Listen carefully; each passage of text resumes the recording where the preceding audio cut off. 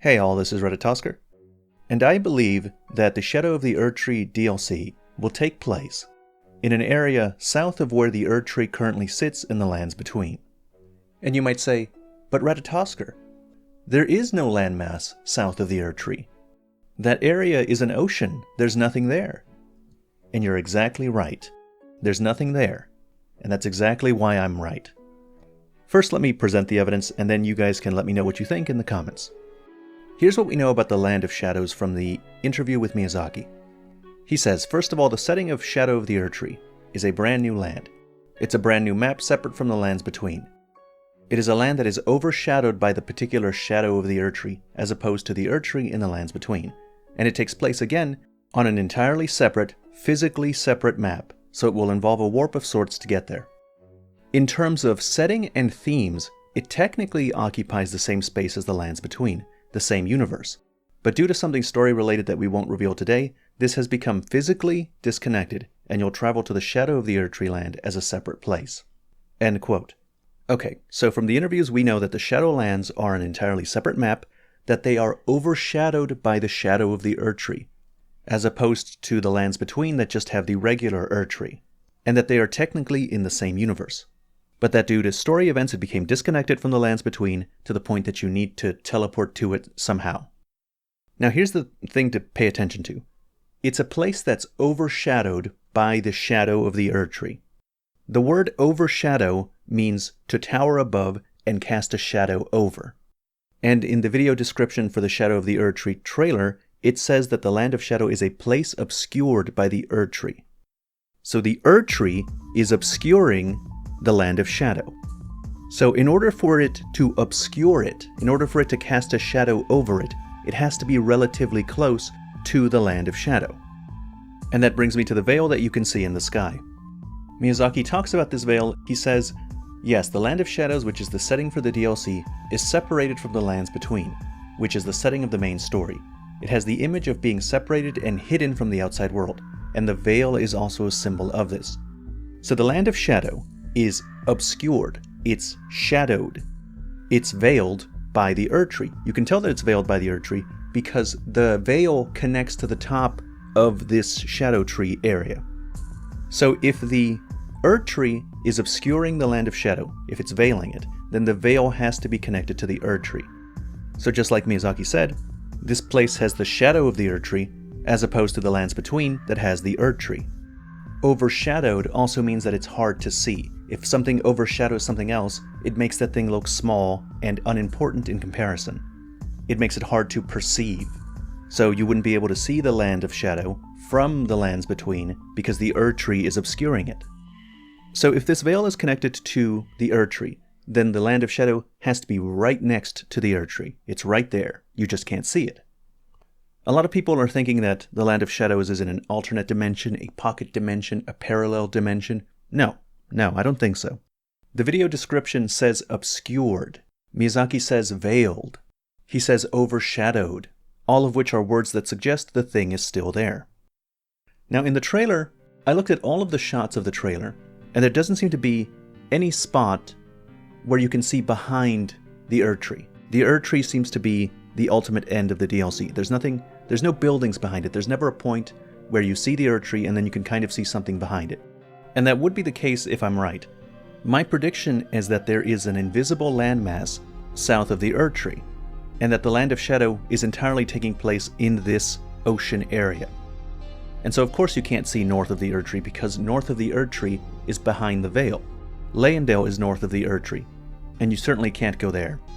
Actually, let me clarify something because I feel like I'm going to get comments unless I make this absolutely clear. I'm not saying that the Land of Shadow is going to be added to this area in a mechanical way. I'm not saying that you're going to be able to walk into it.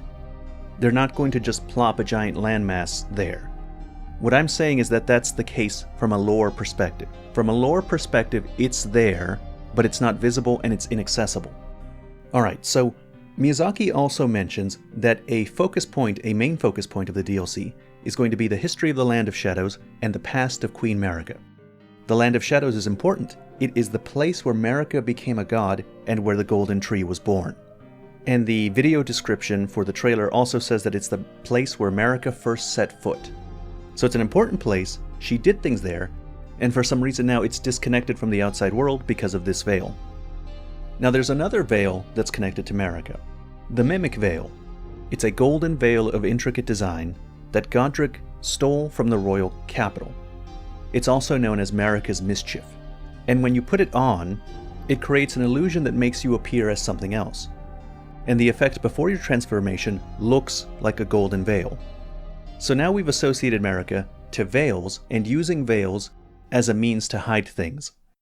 And Marika has a history of hiding undesirable things, especially if those undesirable things are her children, which is what she did to Morgott and Mohg. Miyazaki has also confirmed that Mesmer is a child of Marika, and he has snakes. The Duelist Helm item description says that the snake is viewed as a traitor to the Erdtree, and the audience delighted in seeing these bronze effigies beaten and battered. And that association is not due to Rykard. The animosity towards snakes predates Rykard, because Rykard didn't feed himself to the Great Serpent until after the Shattering, and these Colosseums were active before Radagon became Elden Lord, and after he became Elden Lord, the practice died out. So there must have been an event long before that, maybe an event involving Mesmer, that caused snakes to be viewed as traitors to the Erdtree, and would make Marika want to hide both him and the Shadowland. Alright, next thing. Before this latest trailer, people had been theorizing that the Divine Towers indicated where the DLC was going to take place. There's a little cloud in the ocean that obscures the area. And people were speculating that because that cloud is in the center of all the Divine Towers, that maybe the expansion would take place in that area. This has been a popular theory for a long time. I personally never thought much of it because that cloud is very small. There's not enough land there for any sizable DLC to exist. It's pretty tiny. But now with a modification, this theory lines up very well with what I'm talking about. Because the landmass that I'm proposing the DLC to be in is exactly in the same area. But not just the area of the cloud. What I think is that the towers denote the limits of the Shadowland, each tower holding up a part of the veil. In interviews, Miyazaki has said that the size of the landmass is around as big as Limgrave or slightly larger. And wouldn't you know it, if you look at the area inside all of the towers, it is about the size of Limgrave or a little larger. Also, this is kind of an aside, but in my last video I had people saying that the Weeping Peninsula is not a part of Limgrave, and that's ridiculous. It's absolutely a part of Limgrave. Just because the map piece doesn't say South Limgrave doesn't mean it's not a part of Limgrave.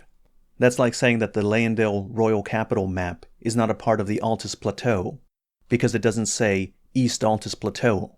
Morn Castle has Godric soldiers. They serve him. The knight there serves him. It is a part of Limgrave.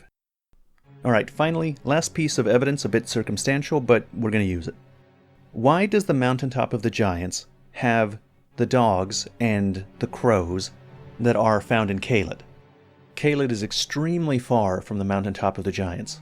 The crows maybe could have flown there, but the dogs would have had to migrate through land. And if they were migrating all the way from the Caelid to the mountaintop, you would have found some dogs somewhere else in the game. So it's either a lazy oversight by from software, they just didn't think of it, or there was a landmass there that let them go from one place to another. And then the landmass disappeared and caused those animals to be stuck on either side. That's very speculative, that's why I left it here at the end. But if in the DLC area we find any of those crows or dog monsters, then I'll take that as confirmation. Anyway, that's it. That's all the evidence I have. That's the theory. The area south of the Erdtree is going to be canonically where the Land of Shadow is. It's just obscured and inaccessible by Marika's illusion magic. Alright, that's the end of this video. As always, thank you very much for watching.